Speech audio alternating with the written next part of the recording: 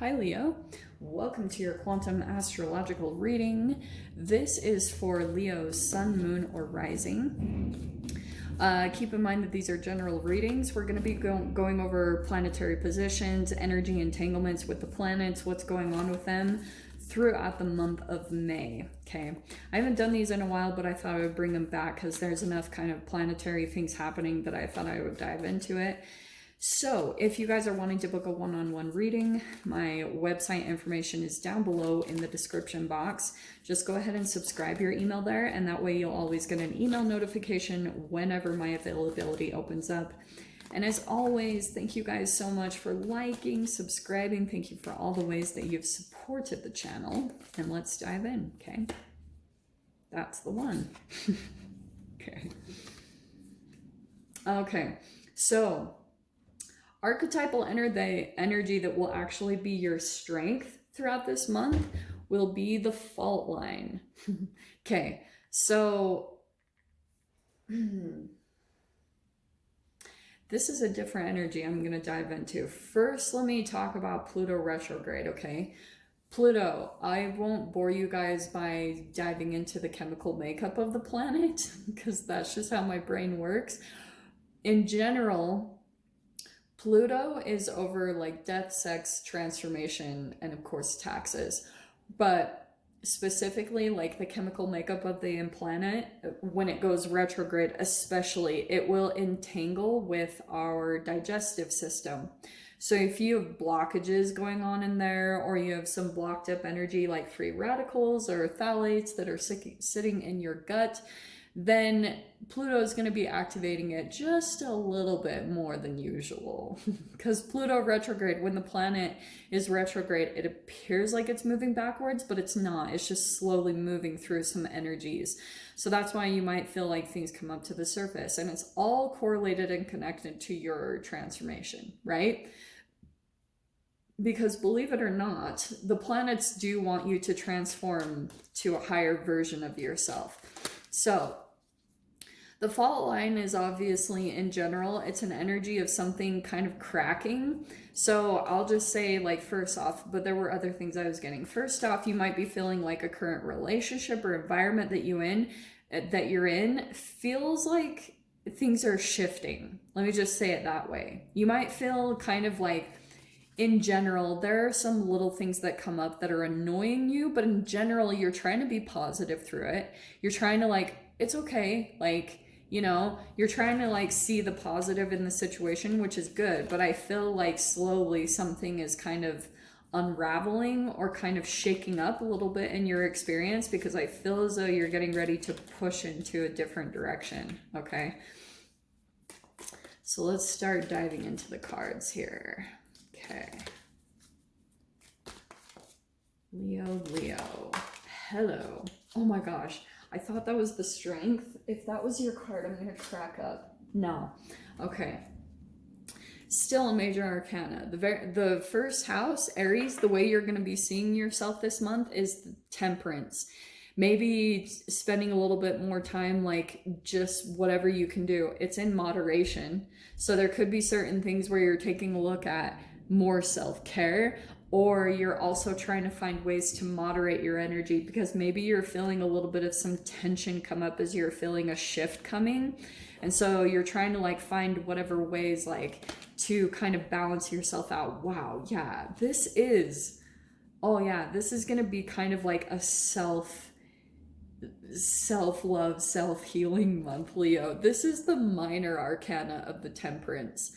So to me, this is like, right, healing, stillness, solitude, contemplation, restoration. You're definitely going to be kind of, I don't know, maybe taking some time to yourself. There's something here where you're definitely seeking some type of, like, if your current environment keeps kind of like stimulating you in a way, you're just seeking out other ways to bring more calm and balance into your life in general and into your body. That's just naturally what we do, because if your cells are becoming overactive by maybe a certain chemical that you're ingesting, it's like maybe if you guys are experiencing stress or anxiety, it could be like dietary, or it could be relationships around you. I just have to say it because it's almost like this fault line is like your nervous system. You know, you might be feeling like overactivated in some way, shape, or form, and maybe even not totally being able to pinpoint it, but you're feeling something. So let's see. Okay, I'm gonna do one last shuffle and then we'll just start pulling from there. Okay. Let me just wait till one drops. There we go. Oh, yeah. Wow. That's exactly why. Wow. Okay. That's your second house. So that's actually, okay, this is how you're seeing yourself this month. More like looking to moderate things, or you're just looking for peace and balance. Second house, when it comes to your finances, again, there's something here that maybe finances are actually helping you in a way, or you're going to be spending money in a way like to bring you more peace, whatever that means. Like maybe you're doing something like going to learn yoga or meditation. Both of those are my meditation cards, straight up. Okay. In your third house is the Ace of Swords. This is communication, and it's interesting that, so we have swords so far. Ace of Swords, there might be some new truth or new information that you come across that you start kind of diving into. This is a clear mind, strength despite adversity, achievement, focus. There's something here about like some type of new communication that might come in that's starting to make you become very focused, or maybe if it's something that you're trying to focus on to work with to bring you more clarity. Like this is definite truth coming in, new information that's like, oh, and you're gonna maybe start diving into it a little bit or taking action. And I'm saying that because in your fourth house, we have the Ace of Wands. New energy, new something that you'll be taking action on. And this is in the fourth house of your home and family. So maybe you're doing like a new creative or passion thing. Like maybe you're doing a new sport or a hobby. This is action. You're taking action on something that you feel inspired by. Right? Inspiration, willpower, ambition, energy. So that's why I was saying there's something coming in here. Maybe you're working out at home, or there's something here that you're doing to kind of like act on this new information that's going to come in through communication in some way, shape, or form. In your fifth house, I love this, you have the Six of Wands. So right? It says faith, advancement, good fortune, reward, and recognition. So when it comes to, because fifth house is creativity, passion, sports, hobby, and it can be romantic interest. So there's something here about attention or, recognition in some way, shape, or form, and it could be connected here to this new passion that you're taking action on. You might receive some type of recognition for it, or some type of people are watching you. There could be people looking up to you, Leo, and you don't even totally realize it, or maybe you do. But there's something here about like you're kind of leading the way. There could be people underneath you that you're like advanced in some way, shape, or form, because the peak, and then we've got people underneath that are kind of looking up to you for advice or for kind of inspiration yourself. Like you're an inspiration in some way throughout this month, from the new ideas that you're taking action on. You're trying to use that to maybe like create more recognition for yourself. I don't know. In the sixth house, we have the Seven of Pentacles. Cool. So we have wealth, return favors, diligence, long-term success. This is good because this is your house of health. All right. And you've got Pentacles energy coming in here. So it's like you're taking action in some way on things with your health. It is definite here. Okay.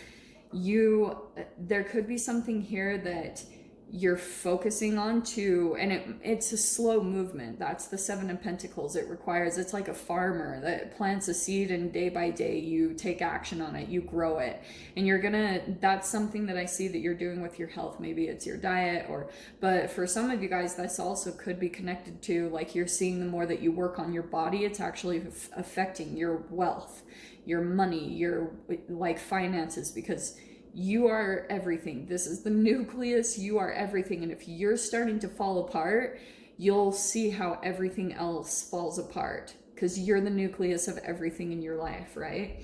So In your 7th house, fascinatingly, there's the Ten of Wands. Some of you guys might be thinking about releasing some type of, this is a house of partnerships. So there could be a partnership that's becoming quite a bit of a burden and you're thinking about ending it, okay? Whatever that is connected to, that could be business relationships or a current relationship that you are in, or a family or a friend, whatever it is, you need to kind of take a look at it right in the face and see if this is creating more challenges for you, if you're like carrying someone else's burdens and drama or financial burdens or emotional weight. And that could be the thing that's kind of pulling you down a little bit and maybe making you crack with the fault line, okay? 9 of Pentacles, okay? This is hilarious. So this is clarifying your 9th house, your 8th, which is connected to the Pluto retrograde, because this is Scorpio, this is the Pluto house. You actually have Jupiter sitting in there. So Jupiter is the planet of good luck, and 9 of Pentacles is coming in, which is fruits of labor, it's accomplishment, great abundance, and fortitude. This is my independence card, but this can also be like entrepreneurship and business. So some of you guys, if you've been thinking about being independent, either in your career or in your relationships, it looks like there will be good luck there. By you kind of going off and being on your own in some way, shape, or form will actually, I think it will bring an archetypal shift to you. Because, and maybe you guys are already doing that. If you are, maybe this could be about starting your own business, but there's something here about doing things on your own. It will give you more motivation, and it's like you'll have to be more accountable. So that will bring like a lot of positive energy from doing that, by like holding yourself accountable, by doing things on your own, like not like feeling dependent on someone else's energy for any type of monetary or emotional, anything like that. You're doing things on your own in a way. In your 9th house, we have the Tower. Okay, so we have an unexpected event, dramatic change, and destruction. Now, this is to like ideals, okay? This is like, this is philosophies, this can be religion, it's intellect, it's like higher knowledge. It can be travels. So there's something here that you might have like a certain belief that you've held for a long time that could be crumbling down. Like the Tower is something that doesn't work, and you've got the fault line here. So there could be something about the way that you've been doing things or the way that you've been perceiving things. There could be something that Pluto retrograde is going to come in and just freaking annihilate it. It's like, nope. That is not stable. It's not true, because you got truth coming in here. It's like there's truth coming at you, and it might shift up your reality, the way that you perceive things, like your belief system. It might shake that up. Just FYI, because those are coming in big time. In your 10th house, we have the 4 of Wands. Okay, that's a house of career. So there could be something about like stability in your home. Some of you guys could be trying to create a business from home, just throwing that out there if that applies. But there could be something here where I'm seeing kind of these two connected, because you've got home, that's the 4th house, and then you've got the 4 of Wands, which can be marriage and commitments. And 4 of Wands is a celebratory energy. It also can be marriages, but so something could be happening there. It's like career and home and marriage is somehow connected here for some of you guys, or commitments, if that's the case. So I don't know if you're thinking about moving in with someone, and maybe you're creating a home from business. We'll dive into the extended though. We'll get more details. In your 11th house, this is where the magic is coming in. Okay.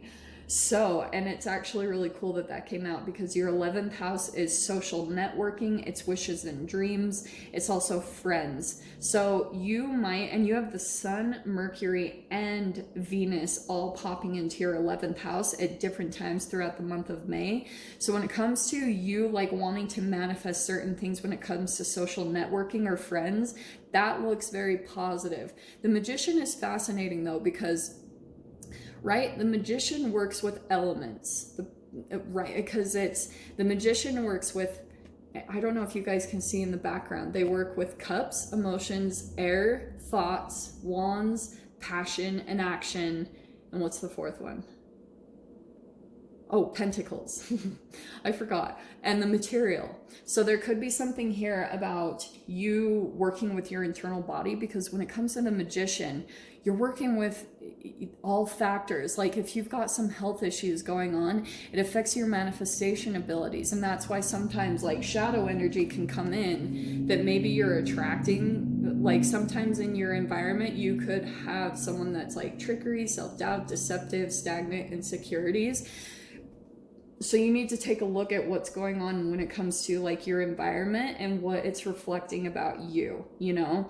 But there's a lot of positive energy coming in there. I love that. So when it comes to Mercury, that's about communication. The sun is like shining, it can be in the spotlight. And Venus is a lot of love, like a lot of beauty and joy. So it looks like that's coming in very strongly when it comes to social networking, anything that's happening throughout the month of May. In your 12th house, we have the Queen of Wands. Okay.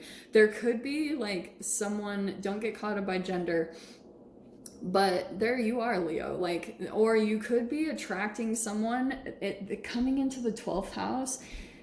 12th house is Piscean energy, which is like house of self-undoing. So there could be something about sexual energy that might come up. And I'm not surprised with the Pluto retrograde. Pluto is sexuality. So there could be something here about sexual like stuff going on at the surface, like sexual issues, or like maybe connected to confidence or insecurities, whatever they are. But we'll dive into that in the extended, because I feel like that's going to get juicy and it might be too much for YouTube. So if you guys want to join me in the extended, feel free, go down below, click on the Vimeo link, and I'll see you over there. But also at the end of this video, I tagged a video of Joe Rogan doing an interview with this doctor on phthalates. Please watch it. It's so important. And yeah, I hope you guys got something useful from this. And with that being said, sending you so much love, wishing you all the very best, and I'll see you in your next reading. Take care.